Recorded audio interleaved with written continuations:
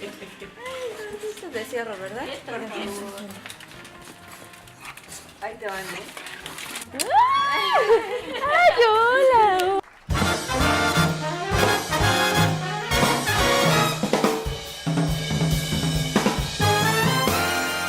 Hola, bienvenidos al primer episodio de Los Monstruos Me Hablan. Yo soy Sara Pinet y en esta ocasión estamos entrevistando a Úrsula Pruneda, una excelente actriz, y vamos a ver qué pasa en esta entrevista. Nos invitó aquí a su casa, que como pueden ver es muy bella y muy colorida. ¿Y cómo estás? Muy bien, bienvenida, Sara. Muchas gracias por invitarnos. Ay, feliz de que estén aquí, me encanta. Pues mira, la onda con esta entrevista es que les platiques a todos los actores y actrices recién egresados que te pueden estar viendo aquí, un poquito sobre tu experiencia, sobre tu carrera, sobre cómo ves el teatro y demás, ¿va? Te voy a hacer una serie de preguntas, pero si te quieres viajar y contarnos otra cosa, siéntete libre. Va. Entonces, primero que nada, ¿por qué decidiste ser actriz? Decidí ser actriz porque cuando tenía 12 años estaba en la secundaria, en el Colegio Madrid, y estaba en el taller de teatro. El detalle es que el maestro del taller de teatro era alumno de Mendoza. Entonces tenía esta cosa que a mí me gusta. Que a mí me gusta mucho. Y tenía yo un compañero, estábamos haciendo la representación, estábamos en la primera función, y tenía yo un compañero el día del estreno que se iba a morir, y era mi hijo. Y era un chico de mi edad, ¿no? Y de repente le empecé a cantar una canción de cuna, y empecé a sentir algo que yo nunca había sentido en mi vida. Como algo pasó en mi aparato emocional, en mi cuerpo, que yo nunca había sentido. Y dije, esto es para mí, esto es lo que yo quiero, esto es a lo que yo me quiero dedicar, y esto es sobre lo que yo quiero investigar y sobre lo que yo quiero trabajar el resto de mi vida. Y yo todo el tiempo seguí y sigo como con esa búsqueda, la búsqueda de lo que pasa en la ficción, la metamorfosis que se vive dentro de la ficción, o la metamorfosis que se va generando desde cómo te acercas a un personaje, cómo te acercas a una obra de teatro, que culmina en algo que culmina en el cuerpo, no en la mente, ni en algo abstracto, no, es en el cuerpo, en escena, buscando siempre el tiempo presente, y pues yo soy una clavada de eso. Qué bonito. Oye, y la primera vez que ya habías acabado la escuela, ya estabas fuera y dijiste, no tengo trabajo, ¿qué hago? ¿Qué hiciste? Pues estuvo muy fuerte porque no tengo trabajo, fue mucho tiempo. Bueno, mucho tiempo que uno en la época en la que yo estudié y terminé, de entrada no había ni celular, ni Viper, ni nada. Entonces había un teléfono. Yo tuve Viper. Sí. Había un teléfono y a uno le enseñaban en la escuela que uno eventualmente le iban a llamar. Y entonces tú te quedabas sentado al lado del teléfono esperando que te llamaran, ¿sabes? Tuvimos un intento de hacer una puesta en escena que era Las Brujas de Salem, que era una mezcla también de algunas personas de mi generación con otros de la escuela de Margules, y luego una gente de una generación abajo. Nos fue muy bien, estuvimos en la Gruta. Era una producción que además teníamos que ensayar a las 5 de la mañana o a las 2 de la mañana, ¿sabes? Porque todo el mundo tenía miles de cosas que hacer. Pero yo ya hacer el salto profesional, yo me tardé bastante tiempo en entender que uno puede hacer autogestivo y que uno, de hecho, tiene la obligación de generar sus propios proyectos. ¿Y fue lo que empezaste a hacer ya? No, después? Yo no hice eso. Yo más bien me dediqué para sobrevivir, me ayudó muchísimo a la larga, fue ser asistente de dirección de arte en comerciales y en películas. Entonces fue muy útil para mí porque me ayudó a entender cómo se manejan las cosas en un set. Paralelamente yo hacía todo tipo de cortometrajes del CUEC, del CCC, de tal. Hice mi primer película profesional, muy joven también. Pero este trabajo me daba para vivir, me daba para entrenarme, para seguir, para poder mantenerme entrenado mi cuerpo, tomar clases de voz, etcétera. Y me ayudó a ver cómo era el protocolo, porque hay todo un protocolo en el cine, o había en su momento también todo un protocolo para estar frente a la cámara, ¿no? No se podía pasar, o sea, la cámara es Dios siempre, era antes y lo seguirá siendo ahora para mí. Y no se podía pasar enfrente de la cámara, o el utilero, pues tú tenías que hacer una escena donde vas a tomar tu café y dejas la taza acá, el utilero te regañaba horrible si movías la taza del lugar, porque sabes, y tú haciendo las cosas para ayudar a la gente, como que hay una lógica en un set muy particular, y a mí me ayudó muchísimo. Y de ahí, pues ya seguí haciendo teatro con mis compañeros, pero no con una conciencia como la que tienes tú, de voy a generar mis propios proyectos, tengo en mi cabeza estos temas que quiero desarrollar, conozco a tal que es dramaturgo, conozco a tal que me puede apoyar a armar una carpeta. En mi época eso no existía. ¿Crees que hoy en día es más fácil para los recién egresados como gestionar algo? Muchísimo más fácil, muchísimo más fácil. Es como el sistema de producción también institucional ha cambiado muchísimo, y tú puedes decir desde que estás empezando a egresar, o incluso desde que estás en la escuela, empezar a gestar tus obsesiones. ¿Qué es lo que quieres? ¿De qué quieres hablar? ¿Qué tema? ¿Qué tipo de teatro quieres explorar? ¿Para dónde quieres ir? ¿Con quién te quieres juntar? ¿Quiénes quieres que sean tus aliados? Y es muchísimo más accesible. O sea, tú puedes ser un egresado que va con Carlos Corona y decirle, oye, Carlos, amo tu teatro, amé la obra que acabo de ver, salir, incluso encontrártelo saliendo de la función y decirle, por favor, invítame a trabajar contigo, puedo ser tu asistente. ¿Crees que las vacas sagradas hoy en día son como están más al alcance muchísimo de más nosotros? al alcance, muchísimo, infinitamente. Yo cuando salí de la escuela no lo sentía, por ejemplo. ¿Por qué?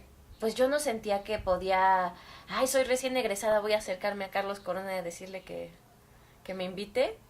Es que hay muchas maneras de acercarse. Por ejemplo, uno sale de la escuela y uno obviamente quiere ser el actor, ¿no? O sea, la actriz, y creer que así son las cosas.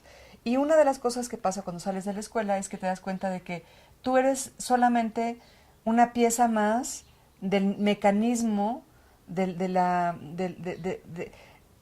maquinaria del teatro o del cine.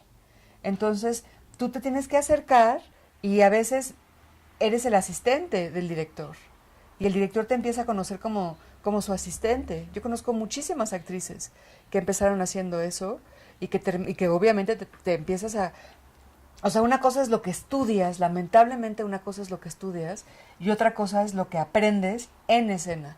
Como asistente de dirección, como productora, hay mucha gente que se va a producir y hay mucha gente que se va de asistente o de producción y le empieza a dar miedo a regresar a las tablas como actor, ¿no? Pero yo pienso que hay que hacerlo y que son métodos en los que uno se acerca a las gentes que uno admira profundamente, ¿no?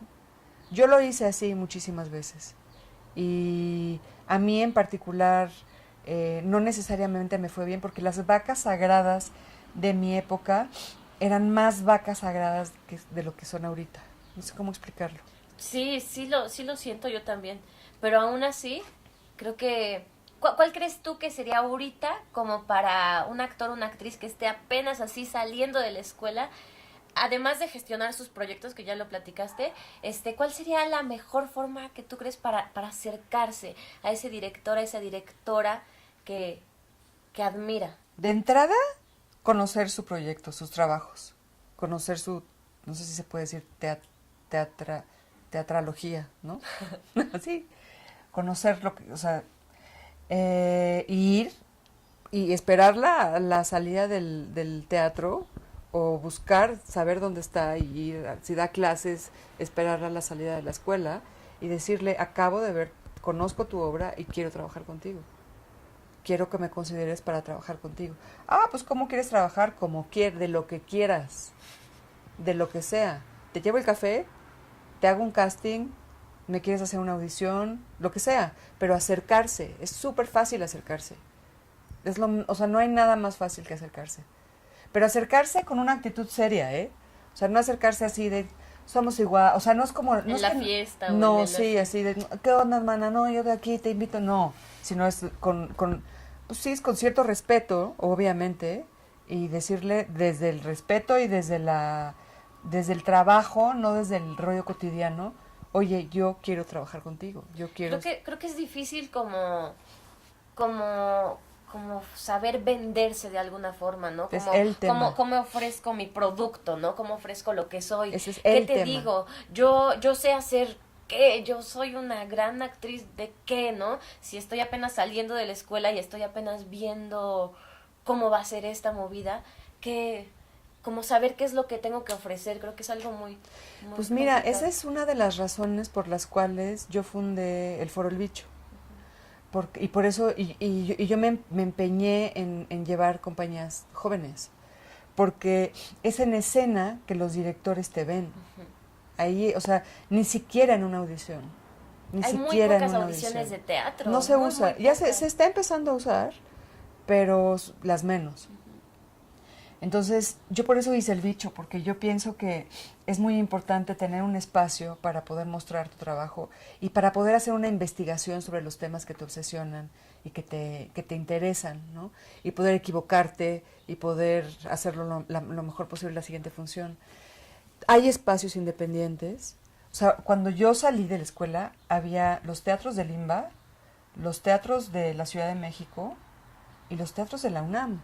Sí, ahora ya hay Ahora muchos hay más. decenas de teatros independientes que tienen una dificultad muy grande para poder subsistir, a los cuales hay que ir, apoyar, pagar su boleto, dejar de pedir cortesías, pagar su boleto, aunque sea con descuento, pero entender que para que a ti te paguen chido en tu obra de teatro que vas a producir o que va a producir otra persona, tú tienes que aprender a pagar chido. O sea, es un dinero, el dinero que recibimos es algo como que... Sí, tiene que ver con valorar el trabajo del otro como tendrán que valorar el tuyo, ¿no? por supuesto, porque sí. Y puedes, entonces tienes una producción, haces un colectivo, te presentas en tal lado y te dedicas a chingar al director. Pero no chingar feo, sino a invitar a la gente a que te vaya a ver. ¿No? A mí yo recibo de pronto gente de veme a ver, que eventualmente digo, no, ya basta, por favor, o sea, ya sé que estás ahí, sí o sea, eventualmente voy a ir, ¿no? Pero también tener cuidado con volverse la piedrita en el zapato de la gente, porque no está padre. Claro, sí. O sea, yo no quiero ser la piedrita en el zapato de nadie. Sí. Entonces uno como que coloca y eventualmente las cosas se dan, las cosas siempre se dan. Hay que confiar, las cosas siempre se dan. Y lo que acabas de decir de cómo venderse, para mí es el gran tema. De entrada pienso que uno tiene que conocerse a sí mismo. Saber quién soy, ¿no? ¿Quién soy? ¿Quién soy no yo en 6 meses? ¿Quién soy yo con este sobrepeso, con este pelo que me corté, que yo tenía mi pelo largo, pero me lo tuve que cortar, con este pelo corto, con estos años que tengo ahorita, con esta experiencia que tengo, hablo estos idiomas, canto, le hago a la música, puedo leer una partitura, desde eso hasta en qué momento de mi vida estoy, cuáles son mis flaquezas, en qué necesito trabajar con mi persona, para poder plantarte en la vida de una manera, tú eres un producto, o sea, tú siendo actor, no solamente eres un creador, sino que también eres un producto. Y es muy difícil entenderlo y uno se revela muchísimo. Pero es que la palabra producto de repente nos pesa mucho, ¿no? Pero ya si lo ves como una pintura, sí, que a final de cuentas es un producto, como que ya puedes darle otro esto, enfoque, ¿no? Como esto. O sea, ok, pues yo soy esto. Y esto tiene las características de que tiene un cierre, tiene el colchón adentro, no está hecho a mano, está hecho a máquina, etcétera, etcétera, etcétera. Esto soy yo, igual, idéntico. O sea, yo no puedo pretender ser alguien que no soy. Es un tema muy interesante. O sea, la verdad a mí me apasiona, me encanta. Me duele también porque soy parte del, del medio, ¿no? Soy, como decía mi maestro Quintanilla, los actores nos tenemos que poner en el tocadero. O sea, es decir, tenemos que estar a la vista. Pero no necesariamente tenemos que hacer las 75 millones de rondas en las alfombras rojas, ni necesariamente tenemos que ir a perseguir a la gente, sino simplemente yo hablo mucho en mis clases del tema de la dignidad, ¿no? Pero para poder encontrar tu propia dignidad tienes que conocerte y tienes que saber cuáles son tus flaquezas y cuáles son tus cosas en las que estás bien parado o parada, tus fortalezas, y cuáles son las cosas que de plano no tienes. Pues yo no hablo ruso, pero sin embargo a lo mejor hicimos una obra con Martina Costa donde dos compañeros, no, obviamente no hablan ruso, pero tenían que aprender a decir, me acabo de enterar que lo que decían era verdadero, ¿eh? ¿Ah, sí? Sí, ¿Se pero lo aprendieron así? no, me enteré porque vi una película en ruso y decían lo mismo que decían mis compañeros. Entonces dije, no manches, se aprendieron, o sea, lo dijeron de verdad, como ese tipo de cosas. Pero sí, entender que es lo que también tiene que ver como con decidir o ir decidiendo sobre la marcha qué tipo de actor quieres ser, qué actor, qué actriz quieres ser. Oye, tú como maestra, ¿cuáles has visto que son como los mayores miedos y las mayores fortalezas de estos actores jóvenes recién egresados que así salen al mundito? Porque de repente uno piensa que mientras más experiencia uno es mejor, actor No o actriz, necesariamente. y no necesariamente, ¿no? Uh-huh. Muchas veces esa frescura, esa energía, esa entrega, a mí me ha pasado muchas veces que voy a ver una obra de recién egresados o de los exámenes de los actores y tienen una energía y una Sí. entrega que es difícil Sí. ver en el teatro profesional. Sí. Y eso es padrísimo. Pero como tú que has estado además en el proceso de la escuela y en las clases con ellos y como con esta cercanía, cuáles sientes que son como los mayores miedos que tienen de salir y cuáles son sus mayores fortalezas como recién egresados? Las mayores fortalezas básicamente es que tú tienes una fuerza natural por la juventud y la sed de vida, y también tienes una ingenuidad maravillosa que eventualmente vas a perder, pero eso te permite tener un empuje que es valiosísimo, que todos los actores deberíamos tener. De hecho, los grandes actores en la humanidad lo tienen. No lo pierden. No lo pierden.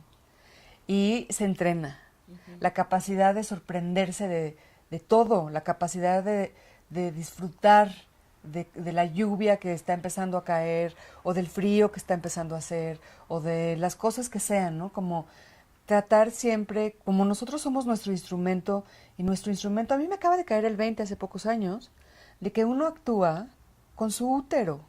Yo actúo con mi útero, actúo con mi intestino, actúo con mi vejiga, actúo con mis mocos, pero también con lo estreñida que puedo haber estado o no. O sea, es decir, no es que ¿quién soy yo actor? Yo actor soy toda completa yo, las plantas de mis pies, las uñas, el pelo, todo. Entonces, pues tienes que tratar siempre de tener tu instrumento, que eres tú, de la mejor manera posible, y permitirte estar todo el tiempo sorprendiéndote. Sí, permeable, divirtiéndote. ¿No? Una vez me lo dijo un maestro mío, mi maestro Quintanilla. Me dijo, Úrsula, usted ya está lista para salir. Ya, yo soy súper dramática. O sea, a mí me encanta la intensidad y me encanta, me fascina. Entonces me decía, ya está lista, ya. Lo único que necesita, fíjate, lo único que necesita es disfrutar de pasársela pésimo en escena. Disfrutar de que el personaje se la está pasando fatal, porque yo me la pasaba fatal junto con el personaje, claro, ¿no? Yo soy de esa generación del realismo recalcitrante, que a mí me parece muy importante, además. Y en tu vida sufrías todo Y el sufrí, tiempo me porque llevaba el personaje a era todos así. lados, porque... Y entonces cuando él me dijo, hay que disfrutar el llanto, hay que disfrutar la tragedia que estás viviendo en escena, me cambió la perspectiva completamente de lo que tenía yo que hacer.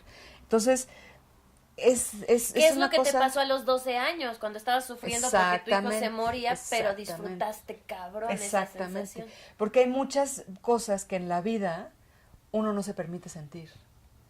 Y yo hablo mucho de la bendita ficción.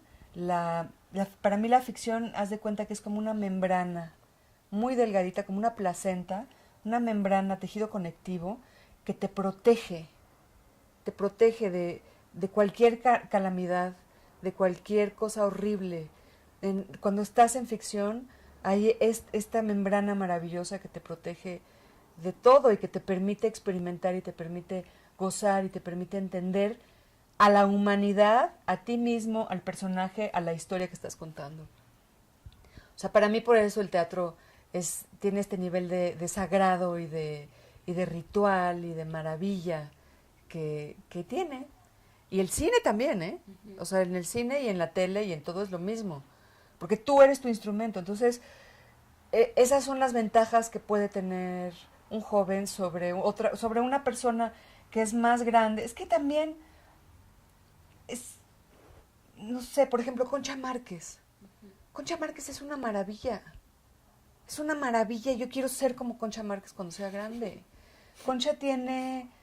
se sorprende todo el tiempo. Sí. Todo el tiempo está en escena y a todo dice que sí. Y todo el tiempo está disfrutando de la ficción y todo el tiempo está con una mirada como si fuera la primera vez.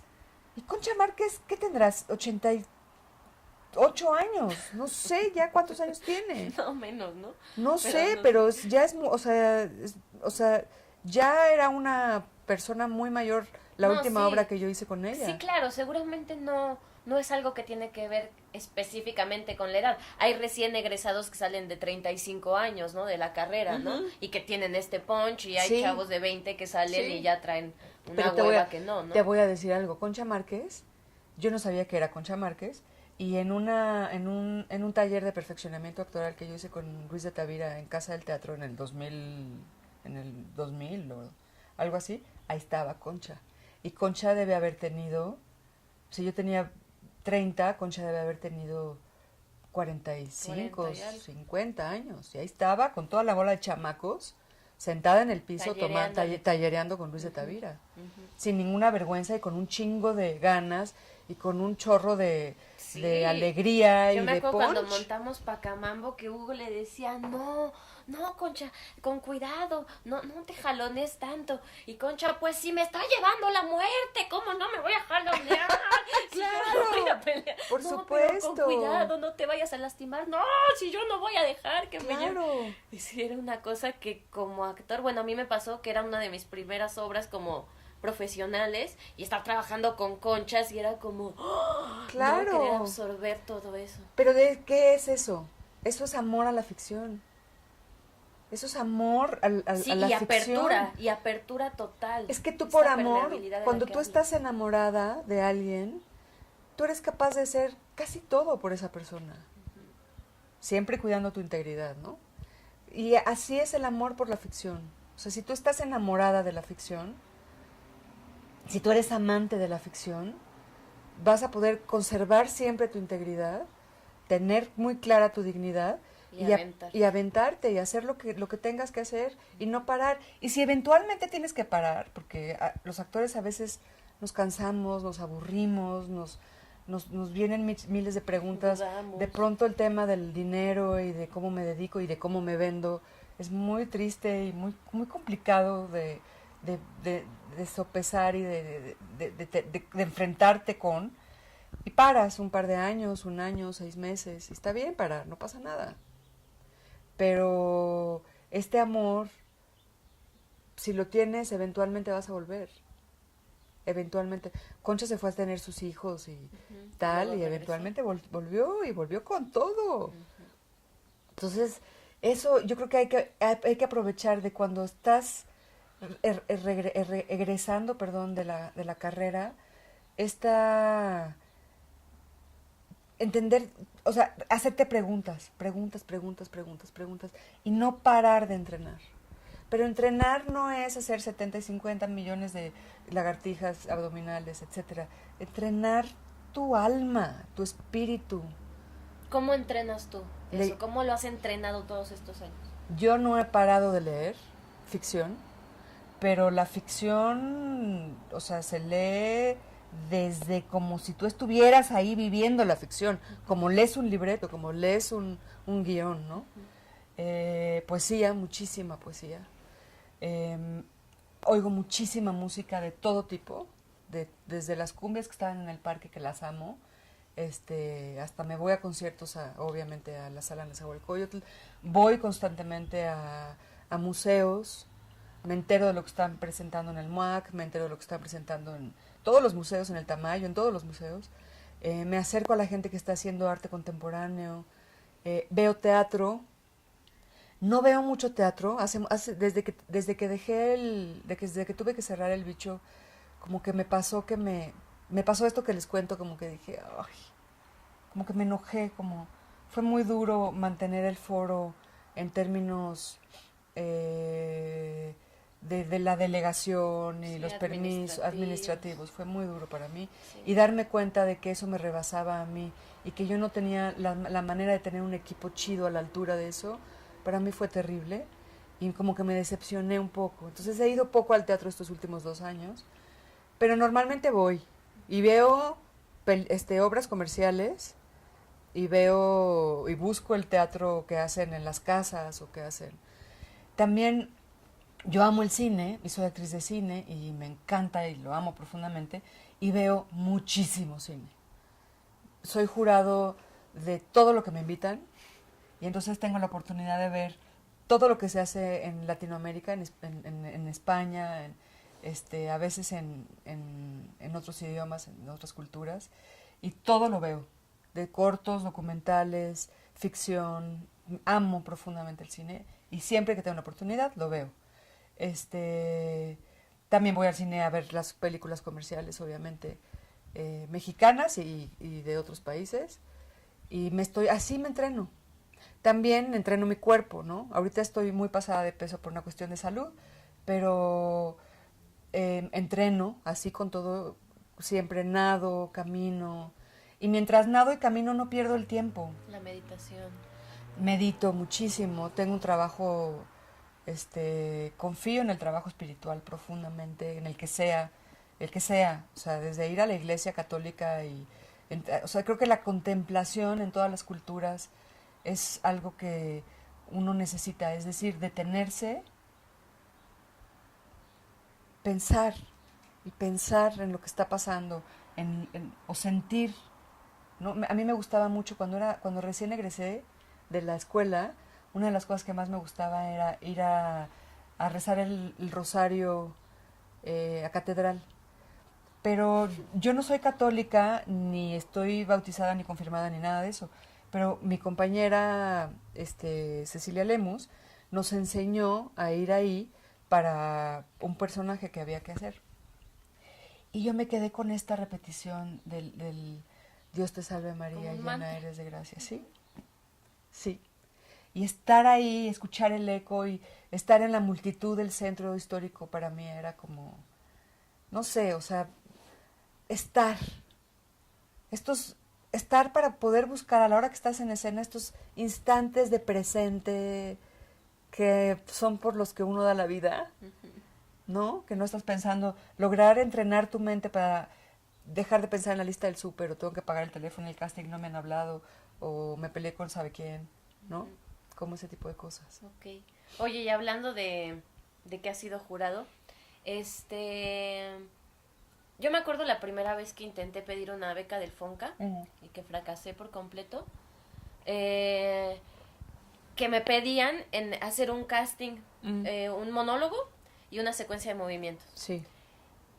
Y sabiendo que tú has sido jurado de estas becas, ¿qué es lo que un jurado espera ver en un casting de estos, en una presentación de un actor, una actriz con poca experiencia, recién egresados, con pocos años de experiencia? ¿Qué se busca en estos Mira, castings? de entrada, cuando tú metes un proyecto, o cuando tú dices, voy a pedir una beca del FONCA y acabo de salir de la escuela, o incluso porque hay un rubro donde puedes todavía estar en el último año de la escuela, o sea, hacer categoría de esta AA, A o B, necesitas tener un proyecto. Y ese proyecto no puede ser, a estas alturas de tu edad, tomar clases. No puede ser tomar clases. No puede ser, mi proyecto va a ser tomar 5 clases de yoga, 2 de danza y 5 de entrenamiento aeróbico. No, o sea, no. ¿Por qué? Porque vienes de estarte entrenando y se supone que tú traes ese entrenamiento. Eso es para las personas que están en la categoría más grande o para los B. Porque se supone que ya estás en la carrera y de pronto necesitas justo hacer un espacio, o sea, tener una pausa, decir, aunque en la convocatoria viene la posibilidad de entrenarte, desde mi muy humilde y única perspectiva tienes que tener un proyecto que te apasione. Uh-huh. Puedes poner que para ese proyecto necesitas tomar clases de francés o tomar clases de esgrima o tomar clases de box, por supuesto. Pero tu proyecto no es tomar clases, es prepararte para este proyecto que vas a presentar de box y para toda la investigación que vas a hacer, ¿no? Uh-huh. Perdón. Entonces, teniendo esta absoluta línea de investigación, te dicen vas a hacer una audición. Pero si tú tienes todo este fundamento en tu proyecto, ya, o sea, el casting ya no es un monólogo de Ibsen, no, o sea, estás fundamentando tu proyecto, aunque no tengas idea de lo que vas a hacer tu proyecto, pues a lo mejor te encuentras un poema de lo que tiene que ver con tu proyecto. Como de mi investigación va a ir por aquí. Mi investigación va por acá y esto es lo que te voy a presentar, ¿entiendes? No, o sea, si tú presentas, o sea, si ya te quedaste a hacer el casting, o sea, si ya fuiste seleccionada a hacer el casting, tienes que ayudarte a ti misma desde ese instante a entender de qué va lo que vas a hacer. ¿Me entiendes? Uh-huh. Eso es lo que para un jurado es interesante y ahí se va a ver tu capacidad actoral, tu voz, tu trabajo con el cuerpo y todas tus cosas que te falta por trabajar, que normalmente son un chorro, porque uno es una persona que está en constante entrenamiento hasta el día que se muere. Sí, yo me acuerdo que la primera vez que tuve que hacer una de estas audiciones, pensaba que si presentaba algo de una obra que ya estuviera montada, iba a tener mucho más punch, porque ya había un director que me había dirigido, ya tenía yo un personaje construido, podía presentar un monólogo mucho más armadito, que tendría, pues que sería como de mucho mejor calidad, que si yo solita me armaba algo, como dices, sobre esto otro. Pero entonces, sobre mi proyecto.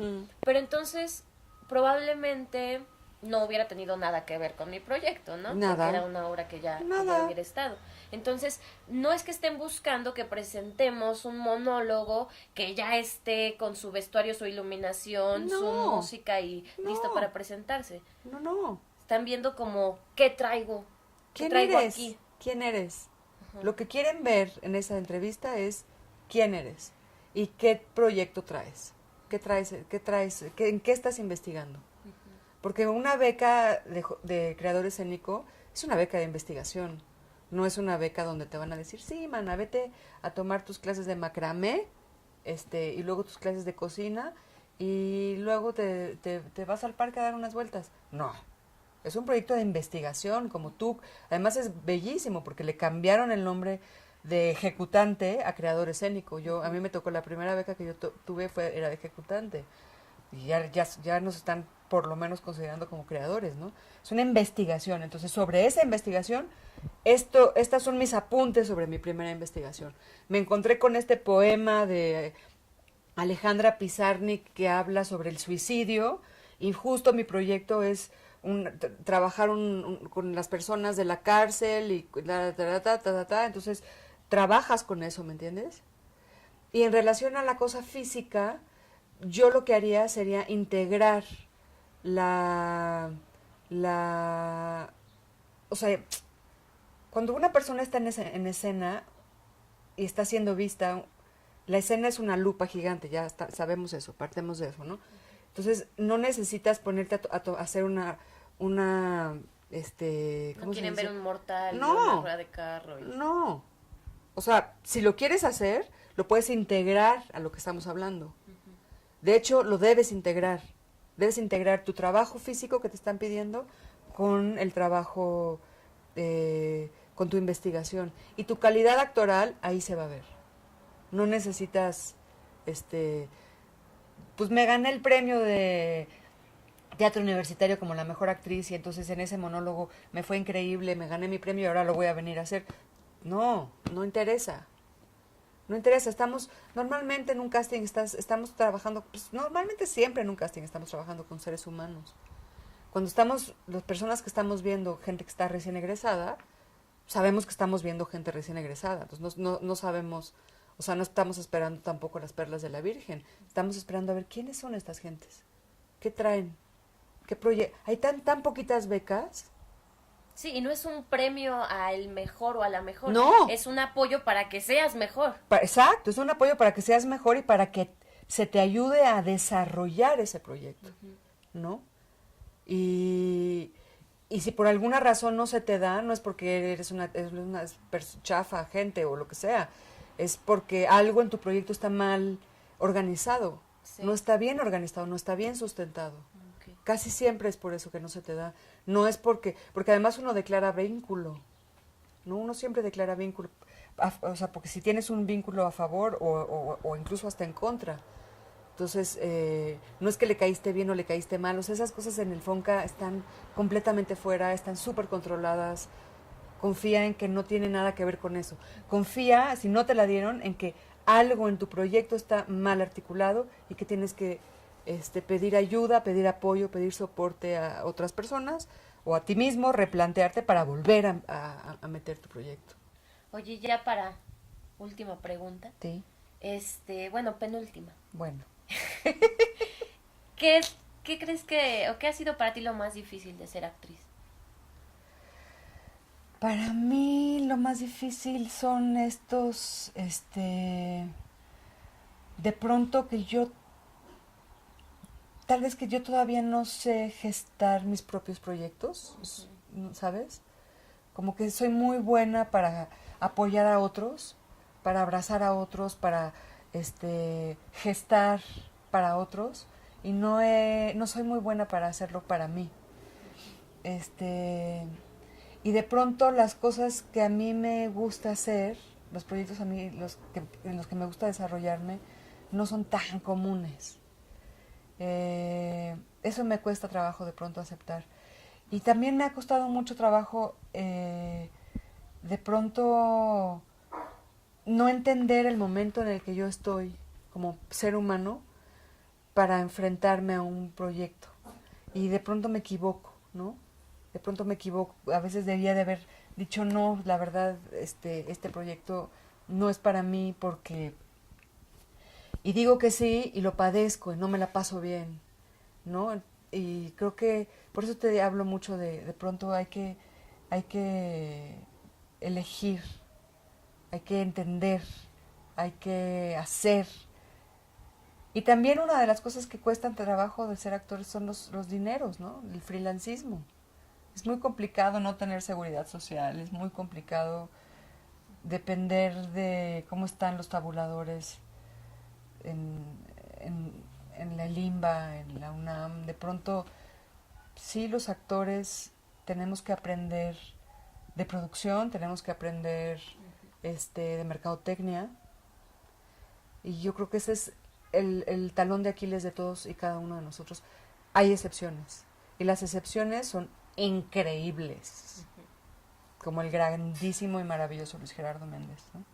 Que yo lo amo, lo admiro, o Juan Manuel Bernal, que desde que sale, Juan Manuel estudió administración y Luis Gerardo estudió mercadotecnia, así que sí, es un plus. ¿me entiendes? O sea, ellos entienden que son un producto y entienden cómo se tienen que mover y no están dejándole el tema de la ANDA y el tema de sus contratos a nadie más. Se están haciendo cargo ellos de las cosas y saben.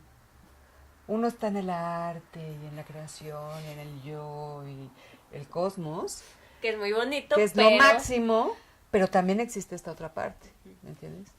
Ok. Y ahora sí, ya para despedirnos, sé que toda la plática ha tratado sobre eso, pero un concreto de hacia los actores y actrices recién egresados que te pueden estar viendo ahorita. ¿Qué tip? ¿Qué consejo? ¿Qué? ¿Qué les dirías a un recién egresado ahorita? Estudia tu área de trabajo afuera. Conoce los sistemas de producción que existen en este momento. Habla con gente que esté produciendo sus propias obras. Habla con productores ya profesionales, con quien quieras, con directores. Ve con directores y dile, a ver, David Gaitán, ¿cómo levantaste tal proyecto? O estas compañías como Los Gorditos o como los 8 metros cúbicos, ¿cómo le hacen para mantenerse de entrada? Vete a la ANDA y averigua qué es eso, de qué se trata. ¿Qué quiere decir ser parte de un sindicato? ¿Para qué tienes que ser parte de un sindicato?